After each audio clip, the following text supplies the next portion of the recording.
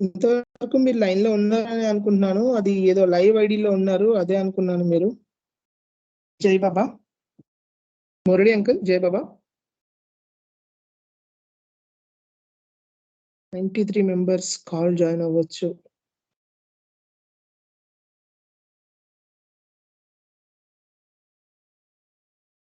సురేష్ మురళి గారు లేరు. ఒక నిమిషం నేను కాల్ చేస్తాను. ఒక నిమిషం.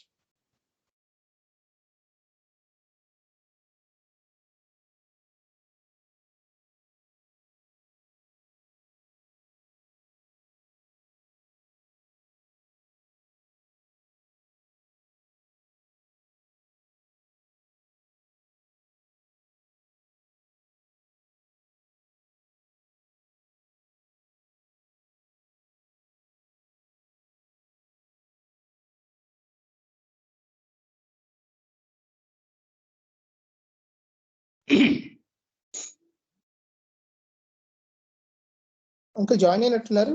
మురళి అంకుల్ జై బాబా జై బాబా జై బాబా. జాయిన్ అయ్యారు సురేష్. జై బాబా అంకుల్. వాయిస్ వినిపించట్లేదు. జై బాబా. ఒకసారి కట్ అయ్యి జాయిన్ అవ్వండి. ఓకే ఓకే జై బాబా. ఓకే అంకుల్ వినిపిస్తుంది. జై బాబా. స్టార్ట్ చేయనా? స్టార్ట్ చేయండి అంకుల్. ఎగ్జాక్ట్ గా టైం. జై బాబా అంకుల్. జై బాబా.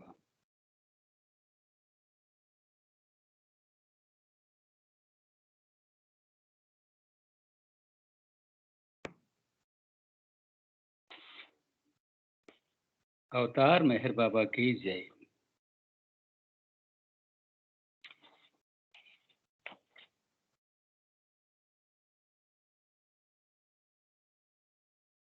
అవతార్ మెహర్ బాబా కీ జై. ఈరోజు కార్యక్రమంలో పాల్గొన్న అందరికి కూడా హృదయపూర్వక జై బాబాలు. మళ్ళీ మరోసారి ఆ పరమేశ్వర తాలూకా దివ్యత్వాన్ని అనుభూతి చెందడం ద్వారా ఆయన అనుగ్రహానికి పాత్రులవ్వడానికి ప్రయత్నిద్దాం. ఇది చెరువితి చర్వణంగా ఎంత చెప్పుకున్నా కూడా జీవిత ఆశాంతం కొనసాగే అద్భుతమైన చర్య ఇది. ఇందులో ఎటువంటి తేడా లేదు. అవతార్ మెహర్ బాబా కీ జై. అందుకే హఫీజ్ అంటాడు, మహాపురుషుల సాంగత్యం మన హృదయాలలో శాశ్వతమైన మార్పు తీసుకొస్తుందని. మహాపురుషుల సాంగత్యం మన హృదయాల్లో శాశ్వతమైన మార్పు తీసుకొస్తుంది అంటాడు ఆయన. ఆ సాంగత్యం ఎంత గొప్పదంటే మసిబారిన హృదయాలను మేలిం బంగారం వలె మెరిపిస్తుందట అని అంటూనే ఆయన ఏమంటాడంటే, భగవంతుడు సర్వానికి కేంద్రమై ఉన్నాడు కనుక ఆయన్ని స్మరించేటప్పుడు నిన్ను నువ్వు గైర్హాజరు కాకుండా చూసుకో అంటాడు.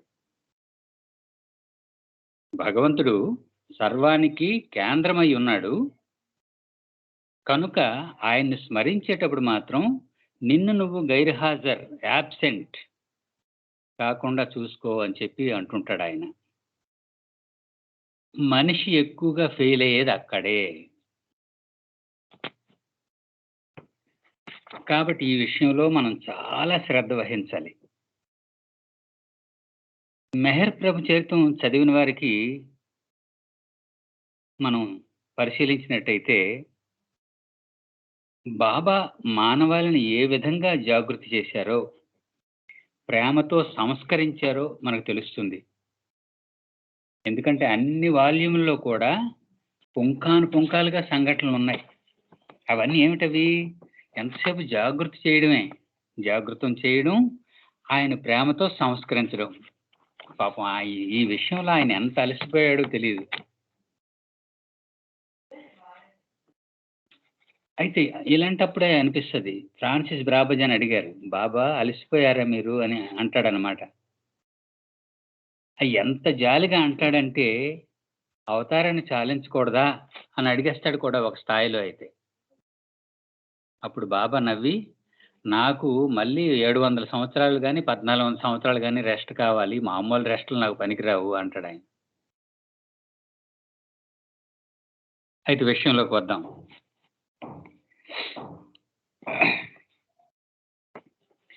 పంతొమ్మిది 1952లో బాబా హమీర్పూర్ జిల్లాలోని ఇంగోట, ఇది మనందరికీ తెలుసు, పుకారు తాలూకా స్వగ్రామం. అక్కడికి వెళ్ళినప్పుడు అక్కడ ఒక ప్రేమికుని ఇంటి ముందు నేలపై కూర్చుంటారు బాబా. అది చూసిన పుకారు కళ్ళనీళ్ళు పెట్టుకొని వెంటనే తాను ఒంగొని తనపై కూర్చోబెట్టుకుంటాడు బాబాని. ఈ సీను ఒక పక్క హాస్యాస్పదంగా అనిపిస్తుంది, హాయిగా అనిపిస్తుంది, గొప్పగా కూడా అనిపిస్తుంది కాస్త నిదానంగా ఆలోచిస్తే. 1952లో బాబా హమీర్పూర్ జిల్లాలోని ఇంగోట వెళ్ళేటప్పుడు జరిగింది ఈ సంఘటన. ఎవరో ఓ ప్రేమికుని ఇంటి ముందు నేల మీద కూర్చున్నారు ఆ ప్రేమికుడి కోసం. వెంటనే పుకారు కళ్ళనీళ్ళు పెట్టుకొని వెంటనే తాను ఒంగొని తనపై కూర్చోబెట్టుకుంటారు బాబాని. బాబా వెంటనే అతని భుజం తట్టి, పుకార్, నీవు నా హనుమాన్వి అని సైగల్లో చెప్పారనమాట. అంటే రామావతారంలో వచ్చినప్పుడు హనుమంతుడే ఈ అవతారంలో పుకార్ అని బాబా ఉద్దేశం. అంతటి ధనుజీవి ఆయన. అయితే ఇక్కడ ఇంకో గమ్మత్తు ఏమిటంటే, ఇది నేను ఎందుకు చెప్తున్నానంటే, ప్రతి ఆయనకి అద్భుతంగా ఆకట్టుకున్న ప్రతి ప్రేమికుడు, ప్రతి జీవాత్మ కూడా ఎన్ని మలుపులు, ఎన్ని మదింపులు పొందారో మనకి ప్రభు చరిత్రలోని చక్కగా బాబా 75 ఏళ్ళ అవతార కాలంలో కూడా ఈ మదింపు మనకు చాలా అద్భుతంగా కనిపిస్తుంది కూడా. అయితే ఇదంతా దేనికి? ఇదంతా మనం నేర్చుకోవడానికి, మనము మదింపు చేయబడ్డానికే. ఎంత మదింపు చేస్తున్నప్పటికి కూడా యామరపాటు, మాయ, సంస్కారాలు వాటి ధాటిని మనమే చూపిస్తూనే ఉంటాయి. అయితే ఇంతటి ప్రేమను పొందిన పుకారు గతంలోకి చూస్తే మనకు చాలా ఆశ్చర్యం కలగడమే కాకుండా మౌనంగా ప్రేమతో జీవాత్మలను సంస్కరించే బాబా తీరు మనకు అర్థమవుతుంది. జై బాబా, వినిపిస్తుందమ్మా? జై బాబా. వినిపిస్తుంది అంకుల్. ఆ, వినిపిస్తుంది అంకుల్. వినపడుతుంది. జై బాబా. ఇప్పుడు పుకారు ఏ విధంగా బాబాకు దగ్గర అయ్యాడో చూద్దాం. అసలు పుకారు అసలు పేరు పరమేశ్వరి దయాల్ నిగమ్. ఈ పేరు చూస్తే ఎవ్వరికి అతను పుకారు అని నాకు తెలియదు, ఎందుకంటే ఆ పేరు అంతగా కనుమరుగైపోయింది. హమీర్పూర్ జిల్లాలోని ఇంగోట గ్రామంలో నివసించేవాడు ఆయన. చిన్నప్పుడే తండ్రిని పోగొట్టుకోవడం వల్ల మేనమామ దగ్గర పెరిగాడు. ఇక్కడే మనకు కొన్ని అద్భుతాలు కనిపిస్తాయి. సాధారణంగా ఆధ్యాత్మిక ప్రయాణంలో కొద్ది కొద్దిగా మదింపు మొదలైపోతుంది. జీవి భూమి మీద ఆవిర్భావం జరిగిన వెంటనే కూడా. ఈ మేనమామ కాస్త ఆధ్యాత్మిక పరుడు. అయితే అతని దగ్గర పెరిగాడు. కానీ సహజంగా పుకారుకి విప్లవ భావాలు ఉన్న వ్యక్తి, దేన్ని సహించేవాడు కాదు, ఎక్కడ చిన్న పొరపాటు జరిగినా ఒప్పుకునేవాడు కాదు. పైగా అప్పటిసరికి మనకి బ్రిటిష్ పాలనలో ఉన్నాం మనం అంతా కూడా. అందువల్ల ఈ బ్రిటిష్ పరిపాలన మీద వ్యతిరేకంగా పుకార్ అనే పత్రికని, ఒక ప్రెస్, తనకు తానుగా ఒక ప్రెస్ని ఏర్పాటు చేసుకుని పుకార్ అనే పత్రిక ద్వారా వీటిని ఎండగడుతుండేవాడు అనమాట.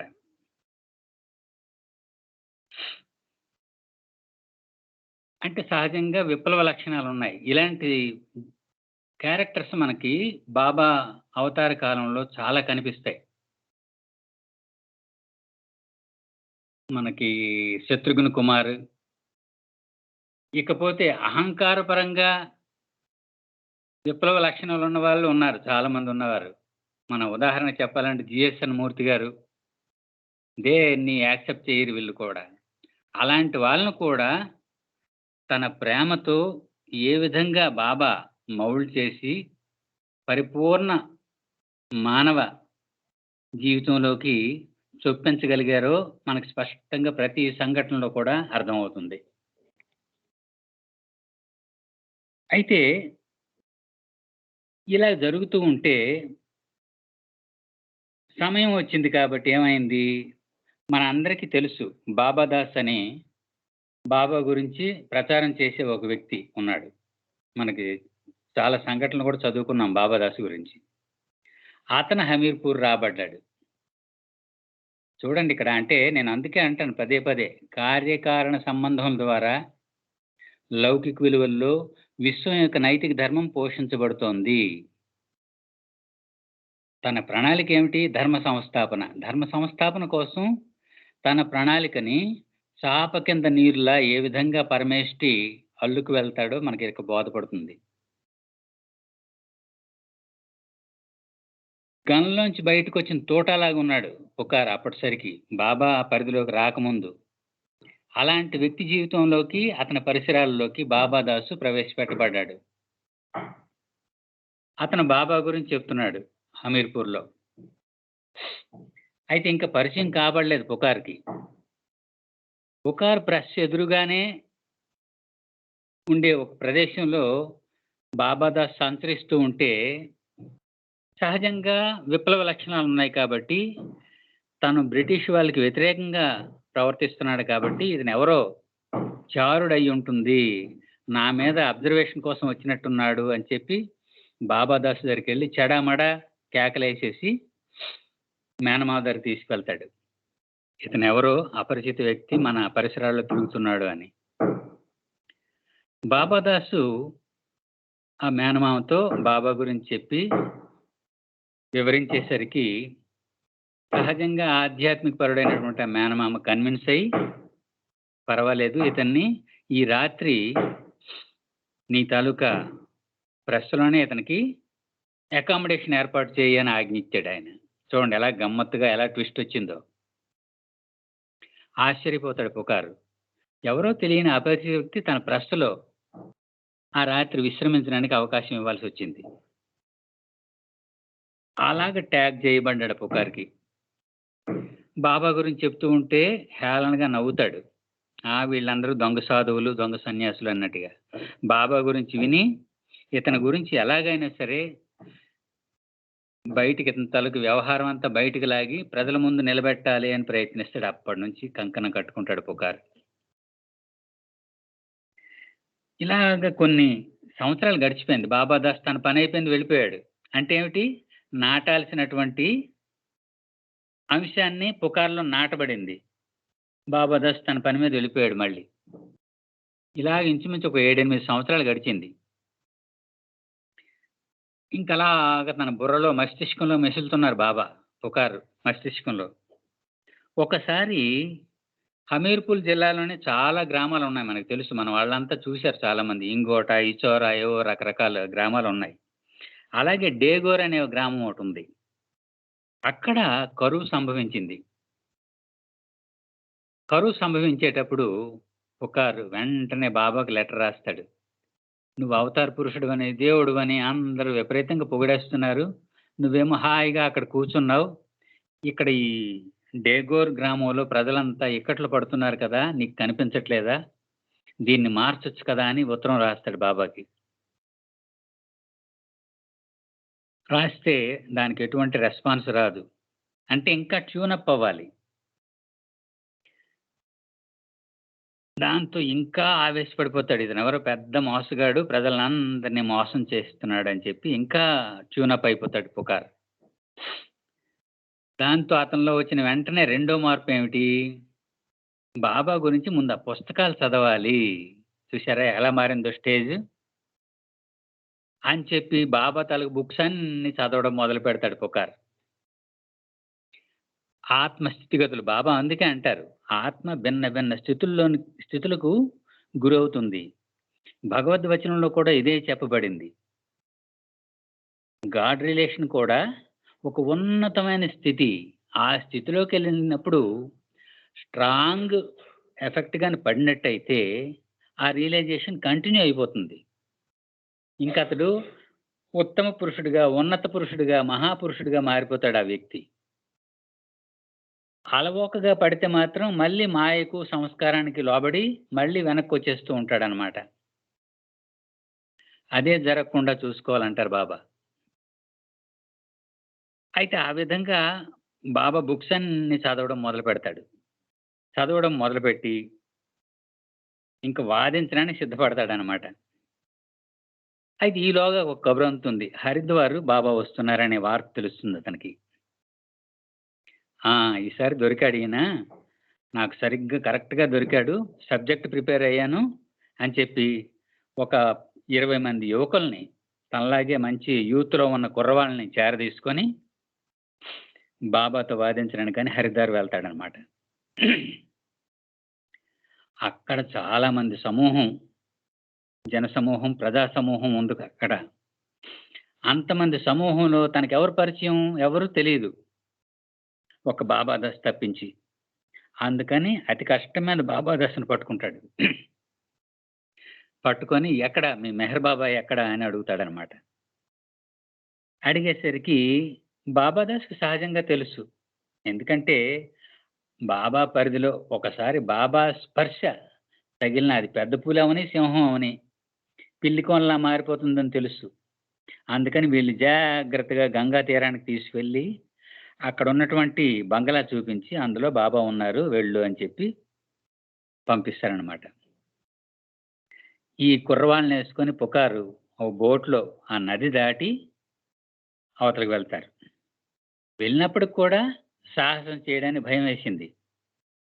బంగళాలోకి వెళ్లకుండా ఆ ఎదురుగా ఉన్న ఒక ఇంటి కప్పు ఎక్కి అక్కడి నుండి అబ్జర్వ్ చేస్తూ ఉంటారు. ఎండ తీవ్రంగా ఉంది. అలాగా ఓ 2-3 గంటలు కూర్చుంటారు. ఎటువంటి దర్శనం కాలేదు వీళ్ళకి. మరి ఇంక లాభం లేదని చెప్పి ఆ ఇంటి కప్పు నుంచి దిగి ఆ బంగళాలోకి వెళ్ళి బాబా ఎక్కడున్నారని అడిగేసరికి ఆయన నిన్ననే ఊరు వదిలి పక్క ఊరికి వెళ్ళిపోయారు అని చెప్తారు ఎవరో. దాంతో ఇంకా ఇతని తాలూకా స్థాయి తీవ్రంగా మారిపోతుంది. ఈ నిజంగా మోసగాడే మనల్ని పరిగెత్తిస్తున్నాడు అని చెప్పి అనుకుంటాడు పుకారు. ఈ మిగతా కుర్రవాళ్ళంతా జారిపోతారు. ఆయన ఊసి మనకెందుకులే, సరే చూద్దాం తర్వాత అని చెప్పి ఎవరి మటుకు వాళ్ళు వెళ్ళిపోతారు. పుకారు మాత్రం విడిచిపెట్టకుండా పట్టుదలతో అక్కడికి ఒక 30 మైళ్ళ దూరంలో ఉన్నటువంటి డెహ్రాడూన్, అక్కడికి బాబా వెళ్ళినట్టు తెలుస్తుంది చూచాయిగా. డెహ్రాడూన్ వెళ్ళిపోతారు పుకారు. డెహ్రాడూన్ అయితే వెళ్ళాడు, మరి బాబాని పట్టుకోవడం ఎలాగూ? అలా ఆలోచిస్తూ ఉంటే ఈలోగా తను చదివిన పుస్తకాల్లో డెహ్రాడూన్‌లో డాంకిన్ అనే వ్యక్తి ఉన్నాడు అన్న స్పృహ అతనికి వస్తుందన్నమాట. విలియం డాంకిన్ గురించి. వెంటనే ఎంక్వైరీ చేసి డాంకిన్‌ని పట్టుకుంటాడు. పట్టుకొని మెహర్ బాబా ఎక్కడున్నారు అని అడుగుతాడనమాట. అడిగేసరికి ఆయన ఈ రోజే ఉదయం వెళ్ళిపోయారు అని డాంకిన్ చెప్తాడు. మళ్ళీ హతాశుడైపోయాడు. చూశారు, ఇక్కడ ఆత్మ ప్రయాణంలో ఎన్ని మలుపులున్నాయో గమనించండి జాగ్రత్తగా. ఒక బండరాతి స్థితిలో ఉన్నటువంటి జీవాత్మ ఎన్ని పరిణామ క్రియలు దాటుతుందో జాగ్రత్తగా గమనించండి. ఇదే భగవద్వచనంలో చెప్పబడింది. రాతి నుండి మానవ అవతారం వరకు కూడా 7 దశలు ఏవైతే చెప్పుకున్నామో అది వేరే ఎక్కడో లేదు, మనలోనే జరిగింది, మన మధ్య జరుగుతుంది కూడా. అలాగా మళ్ళీ వెనక్కి వచ్చేస్తాడు, హతాశుడై వెనక్కి వచ్చేస్తాడు, మరి ఇంక ఓపిక లేక. ఇలా ప్రయత్నిస్తూనే మరొక 7-8 సంవత్సరాలు గడిచిపోయాయి. అంటే పరిణామ ప్రక్రియ కొనసాగుతూనే ఉంది. ఇంకా అలాగా కొనసాగుతూనే ఉంది పరిణామ ప్రక్రియ. అలాగ మొదలైంది.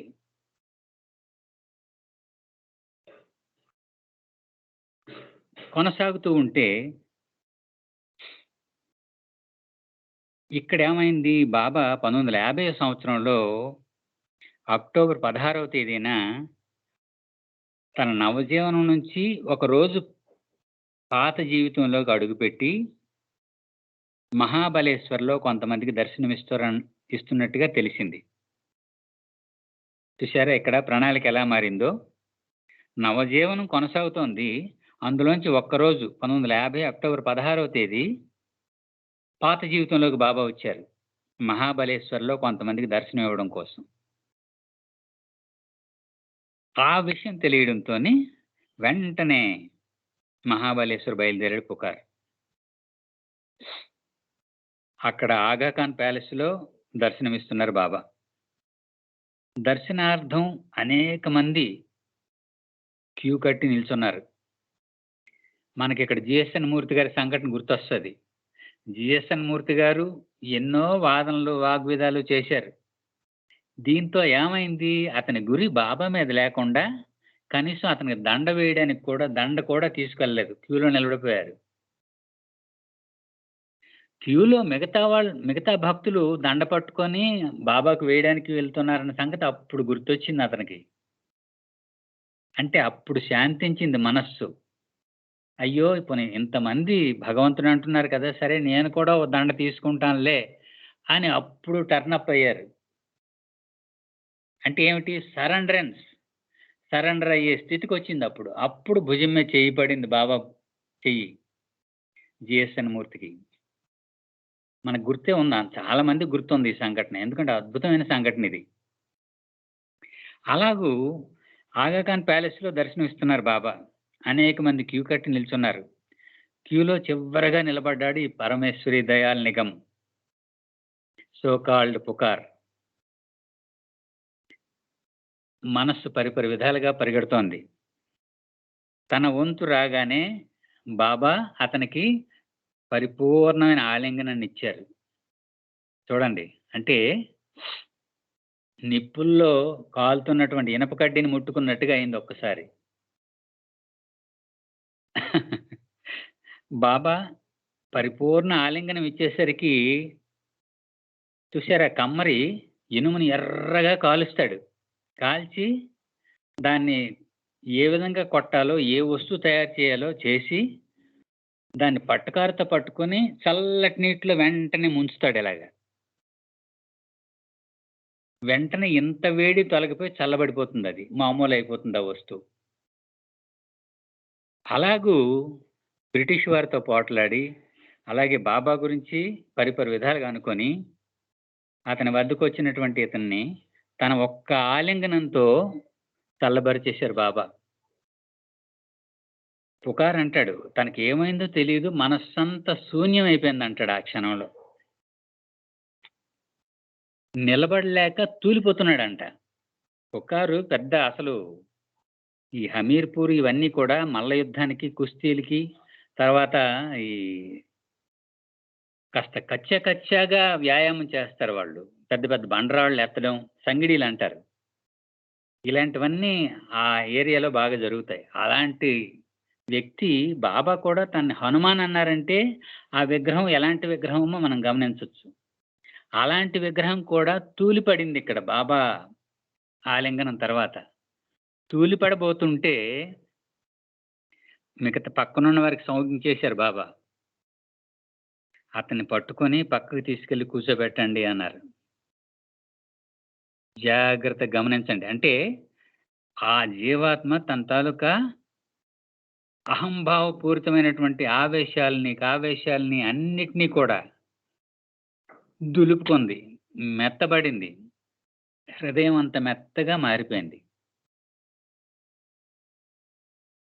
ఆ పక్కన కూర్చోబెట్టమన్నారు.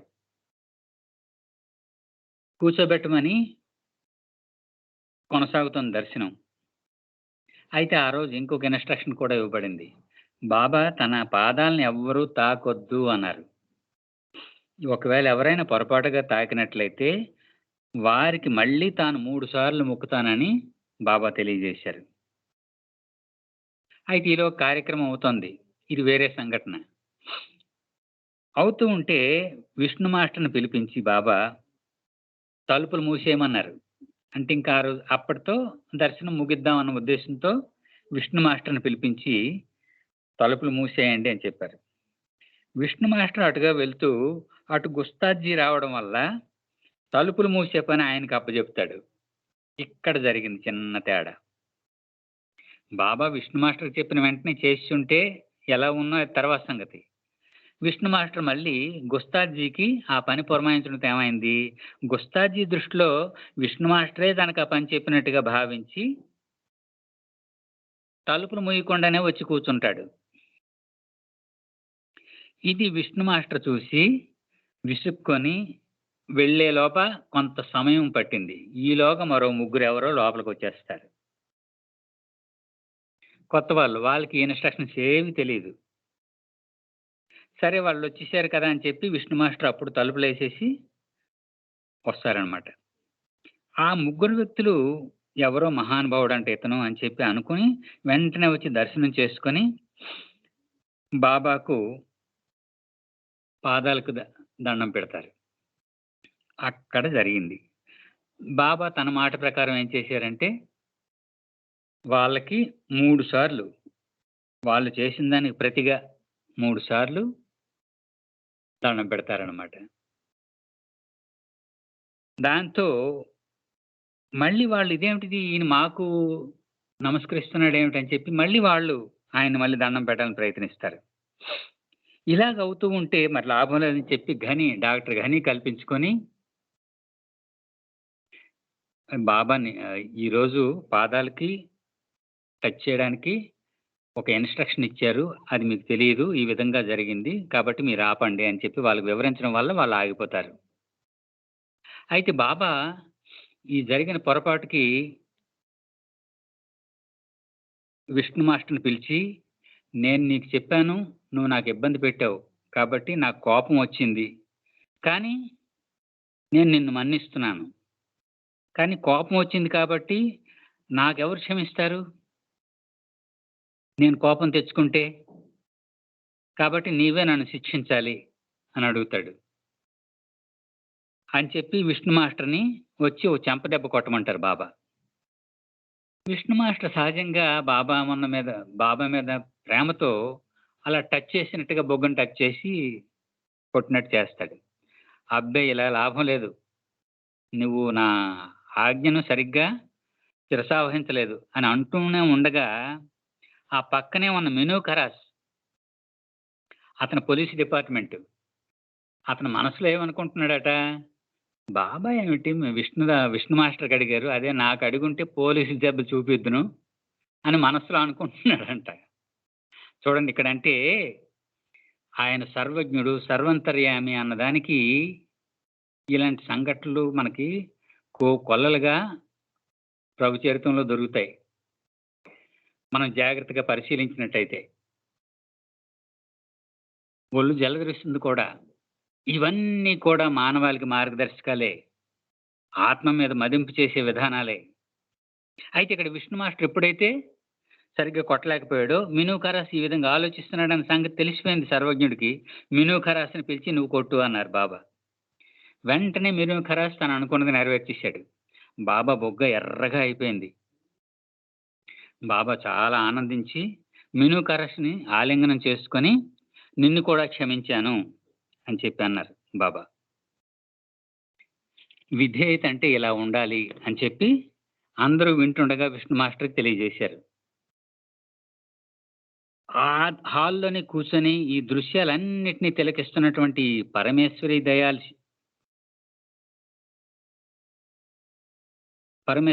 నిగం ఏం చేశాడంటే, ఏమిటినా తను చేసిన తప్పిదానికి శిష్యుల చేత శిక్షింప చేసుకుంటున్నాడు, ఇంత ఉత్తముడు, నిజంగా గురువుల్లో చాలా ఉన్నతమైన గురువు ఇతను అని చెప్పి అతనిలో వెంటనే మార్పు కలిగింది. అయితే ఆ స్థాయి తెలుసుకున్న వాళ్ళకే ఆ అనుభూతి కలుగుతుంది. ఇక్కడ అది మనం జాగ్రత్తగా గమనించాలి. మిగతా వాళ్ళకి మాత్రం ఇదంతా హాస్యాస్పదంగా అనిపించవచ్చు, కానీ ఆ స్థాయి అనుసరిస్తున్నటువంటి పుకార్కి మాత్రం ఆహా, ఈయన ఎంత ఉత్తముడైనా తను చేసిన తప్పిదానికి తన శిష్యులతో శిక్షింప చేసుకుంటున్నాడు, చాలా ఉన్నతుడైనా అని చెప్పి చేతులు జోడించి కన్నీరు కారుస్తూ వెంటనే ఒంటి మీద ఉన్న బట్టలను ఊడదీసేస్తాడు.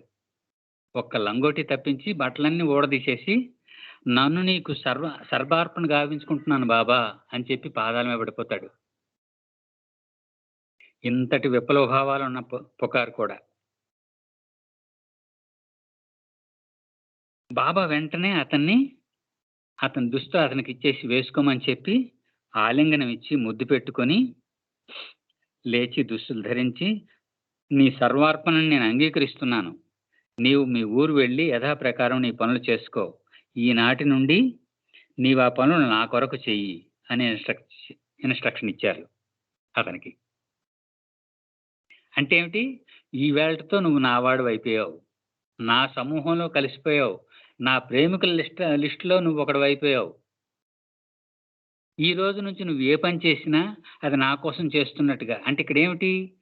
ఏ పని అయినా బాబా కోసం చేస్తున్నాను అనేసరికి అందులో మలినం ఉండదు, ఎటువంటి మలినం ఉండదు, ఎటువంటి సంస్కారాలు ఉండవు. ఆ జీవితం వేరే, కొత్త జీవితం, దట్ ఈజ్ న్యూ లైఫ్. ఆ విధమైనటువంటి అనుగ్రహాన్ని పుకార్కి ఇవ్వడం జరిగింది. ఆనాటి నుండి కూడా పుకార్ బాబాను దైవంగా స్వీకరించి తన గ్రామానికి వెళ్ళిపోయాడు. జై బాబా అంకుల్. జై బాబా. టైం అయిందా అంకుల్? అయితే ఈ విధంగా మనం గమనించినట్టయితే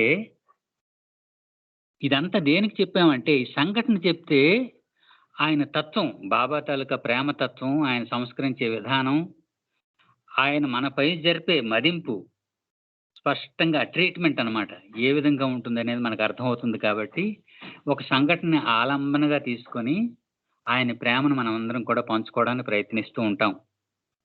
అయితే ఇప్పుడు ఇది కావాలనేటప్పుడు సాధారణంగా ఎలాగవుతుందంటే, 1937లో మే 28వ తేదీన నాసిక్ రిట్రీట్లో బాబా ఫారినర్స్కి ఒక ఇన్స్ట్రక్షన్ ఇచ్చారు.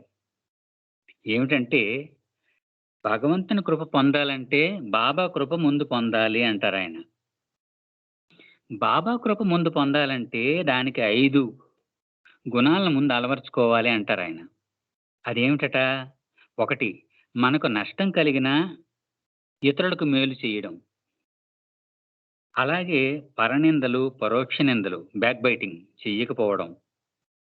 అమితమైన ఓర్పు కలిగి ఉండడం. బాధపడకుండా ఉండడానికి ప్రయత్నించడం, ఉండడం. అలాగే 5వది, ఎదుటి వారిలో మంచిని మాత్రమే చూడడం. ఈ 5 లక్షణాలను కలిగి ఉంటే ముందు బాబా కృపకు పాత్రులవుతాం.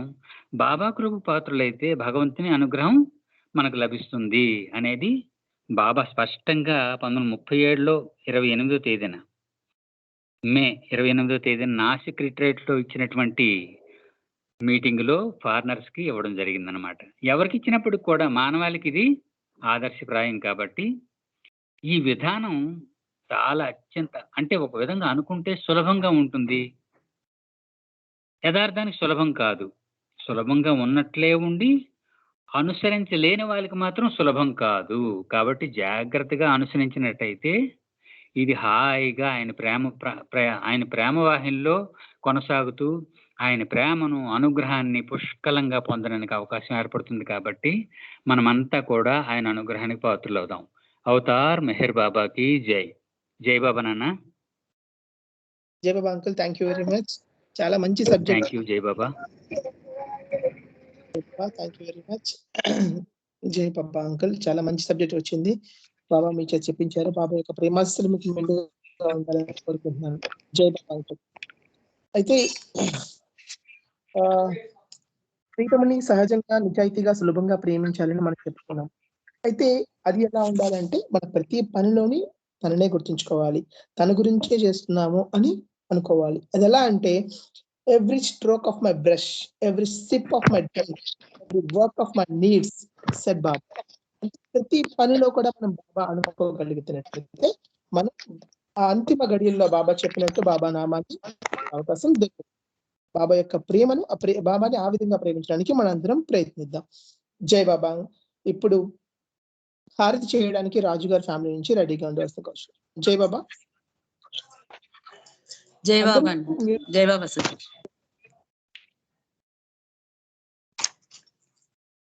జై బాబా సురేష్. అంటే వినిపిస్తుంది ఆంటీ. अवतार मेहर बाबा की जय. अवतार मेहर बाबा की जय.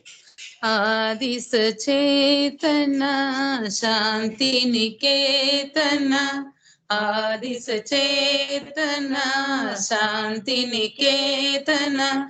नमो ब्रह्मावो मेहर प्रभु. आरती अपनाओ मेहर प्रभु. आरती अपनाओ. आदि सचेतन शांति निकेतन. आदि सचेतन शांति निकेतन. नमो ब्रह्मा आवो मेहर प्रभु. आरती अपनाओ मेहर प्रभु. आरती अपनाओ. प्रेम दीप मैं हिय जलाओ. निबिड़ अंधेरा मिटता पाओ. प्रेम दीप मैं हिय जलाओ. निबिड़ अंधेरा मिटता पाओ. अपना सब कुछ तुम्हें चढ़ाओ. अपना सब कुछ तुम्हें चढ़ाओ. तुम मुझको सरसाओ मेहर प्रभु. आरती अपनाओ मेहर प्रभु. आरती अपनाओ. जीवन के हर सांस हमारी बन जाए प्रभु गति तुम्हारी. जीवन के हर सांस हमारी बन जाए प्रभु गति तुम्हारी. हे करुणाकर लीलाधारी. हे करुणाकर लीलाधारी. तुम करुणा बरसाओ मेहर प्रभु. आरती अपनाओ मेहर प्रभु. आरती अपनाओ. बने आरती जीवन मेरा. आदि अंत का लय हो घेरा. बने आरती जीवन मेरा. आदि अंत का लय हो घेरा. खुले नयन और दिखे सवेरा. खुले नयन और दिखे सवेरा. तुम मुझ में छजाओ मेहर प्रभु. आरती अपनाओ मेहर प्रभु. आरती अपनाओ. आदि सचेतन शांति निकेतन. आदि सचेतन शांति निकेतन. नमो ब्रह्मा आवो मेहर प्रभु. आरती अपनाओ मेहर प्रभु. आरती अपनाओ.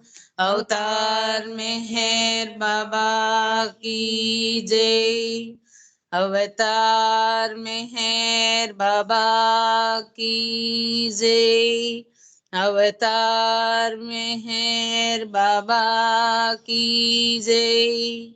अवतार मेहर बाबा की जय. प्रेमावतार मेहर बाबा की जय। मौनावतार मेहर बाबा की जय।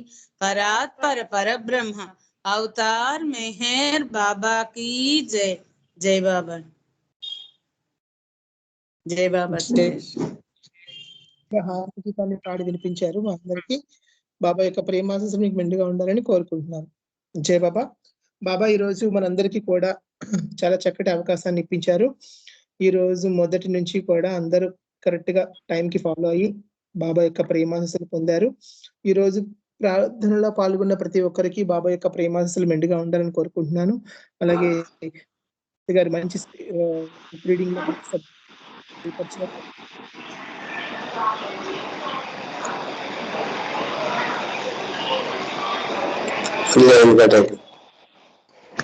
अवतार मेहर बाबा की जय। जय बाबा। జై బాబా అండి, అందరికీ జై బాబా. జై బాబా వినిపిస్తుందండి? జై బాబా వినిపిస్తుందండి వాయిస్? వినపడుతుందండి. వినిపిస్తుంది. రోజు ఎక్కడ కూడా 20 మంది పార్టిసిపేషన్ ఎక్కడ తగ్గలేదు. ఎవరికైనా బట్ బాగా ప్రోగ్రామ్ బాబా బాగా